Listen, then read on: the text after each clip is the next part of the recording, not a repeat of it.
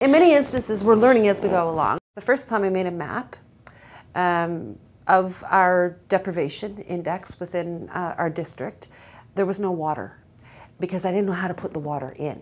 And so everybody would look at me and say, well, this is really cool, but it really doesn't look like Halifax. Where's the harbor? There's no water.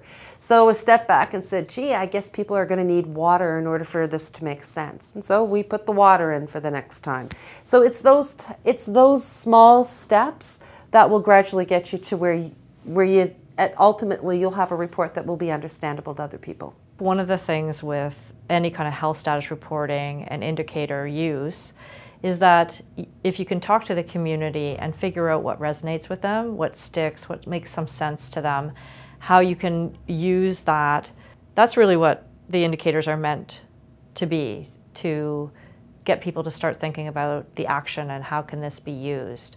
You won't always get it right the first time. I mean, that's the thing about this work. We get better at it. If we all knew how to do it, we wouldn't have a learning circle. A lot of it is about relationship building and really, how do you build effective relationships with the community, with a variety of partners, and then using the population health status reporting, even the process by which you develop those reports, and then how you're then working with various groups using that information. A lot of that can really be it should be seen as part of building an effective relationship as opposed to just a product. And I think we can get so much more value out of that if we're saying, okay, so how does this, it means partly giving up ownership over some of this kind of stuff, but really seeing this as, how do we help to, through data, be better able to identify, not only problems but potential solutions, and then use that also to fuel the partnership development as well. So we're able to be working on this more effectively together. As a health unit sort of in their infancy in doing this, we're also juggling, so it's keeping the health equity in the focus, making the report tangible enough,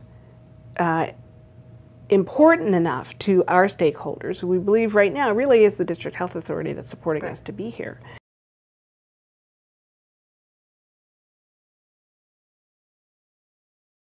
The Learning Circle is kind of it's a new way of learning and knowledge transfer. We want to be able to find out, how well this model really works, what you need to do it well, what you need to support it, and then how that could be applied with other groups. But we wanted to say to modify a practice, particularly a practice that's as common for many public health organizations as health status reports and the process of reporting, and you want to change the culture of reporting to integrate equity fully.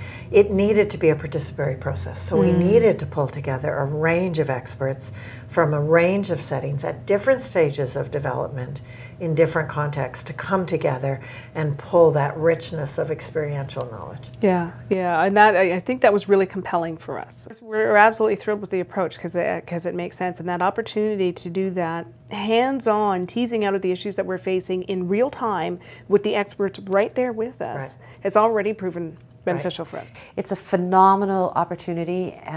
We've been so looking forward to being able to share what we've been doing and to get some feedback and really just to learn.